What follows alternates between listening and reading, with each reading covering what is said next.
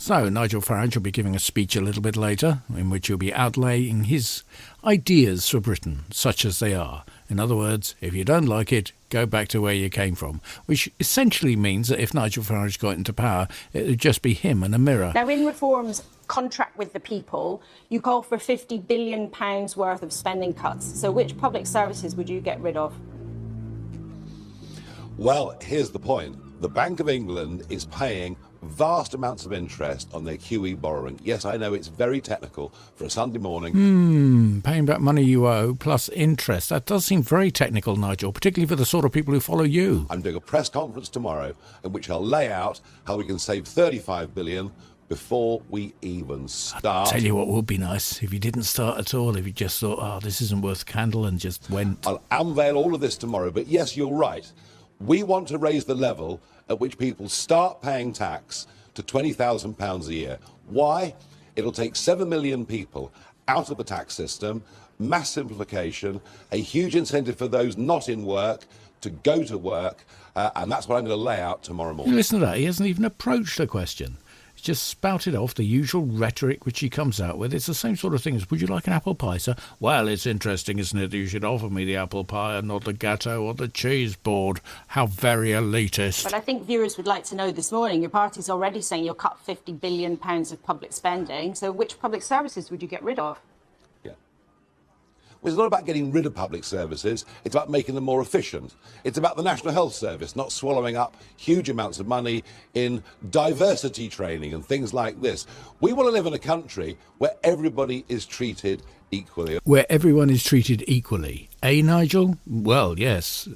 But you don't say what that equal is. It could be very badly indeed. By the way, raising the tax threshold to £20,000 will be a lot of civil servants that we can get rid of. And he thinks that's going to save him money, despite the fact he'll have to pay him redundancy, golden goodbyes, all sorts of other bits and pieces that go into employment legislation. Or is he going to repeal that as well? Even the highest figures for spending on diversity training, which you cite there, Conservative Way Forward, the group have looked at this, and they say the most that you could get back would be £427 million, which out of cuts of £50 billion, that's a drop in the ocean.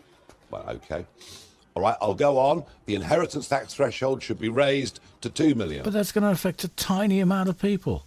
That's going to benefit nobody apart from the very richest. It's like saying, I'm going to get rid of all the cows in this field because they might tread on that ant. We would go on with other areas like that. What areas, Nigel? What areas? Or is it just a grey area? Mass simplification of the tax system, which will bring us enormous savings. I don't understand how people continually fall for this rubbish. I mean, it's the same old rubbish that we've heard time and time again from Nigel. It's like having a bathroom in your house, but choosing to wash in a septic tank out the back. One person who's never been taken in by Nigel Farage and his litany of lies is Mick Lynch, and he had a few words to say about old Nige. There will never be an endorsement from the RNC for Nigel Farage, or his politics, or his stance. We are not happy with the way that he plays with racism and division, Islamophobia and xenophobia. It's not helpful. I thought we'd got past that time, and we don't want that kind of thing developing in our country. He trades on frustration, but it's the wrong type of negative politics as far as we're concerned, and we're completely